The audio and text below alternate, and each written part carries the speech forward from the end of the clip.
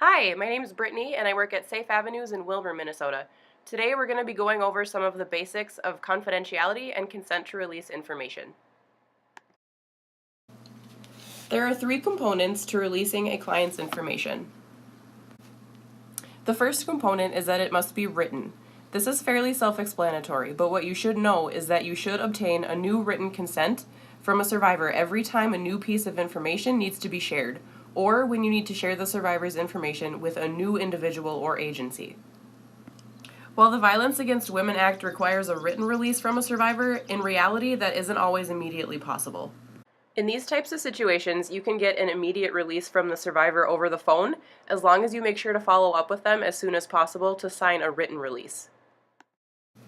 Each agency typically has their own release of information form, and here's an example of what one might look like.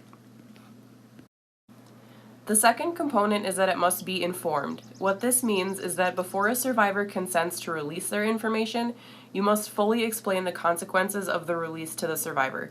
This means speaking with them about what information will be shared, who the information will be shared with, what form of communication the information will be shared in, for example, phone, fax, email, or in person, and the confidentiality risks associated with electronic forms of communication.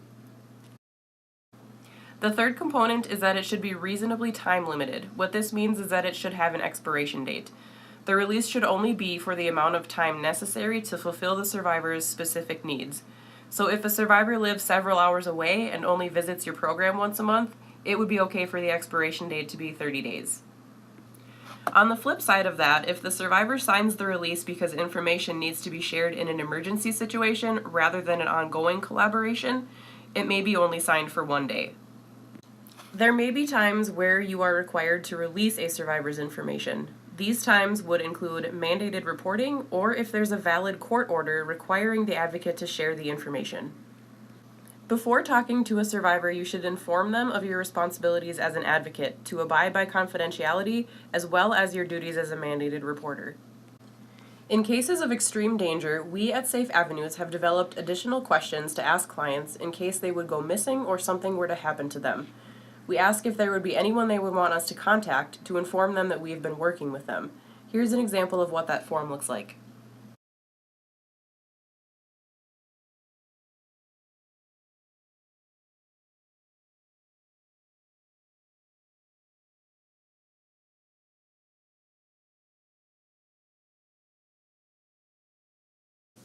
This is what a conversation with a survivor about getting a release of information might look like.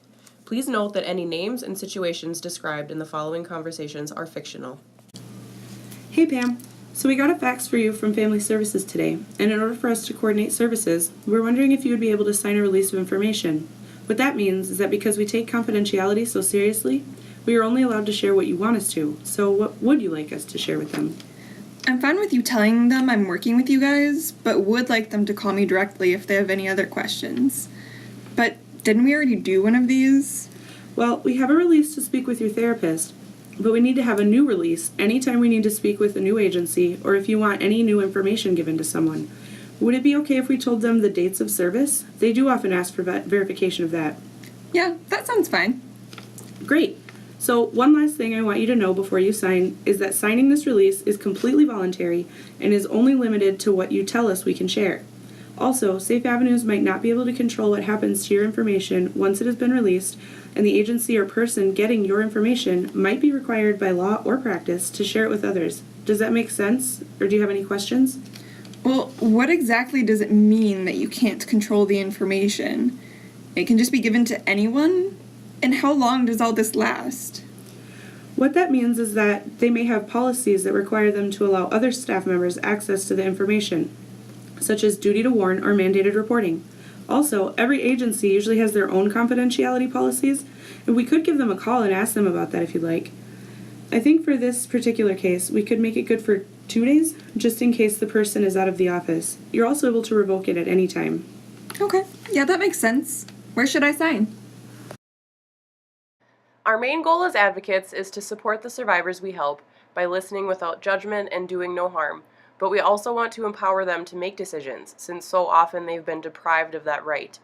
Be sure to always have the survivor's best interests in mind and always remember how important confidentiality is. Thanks for listening.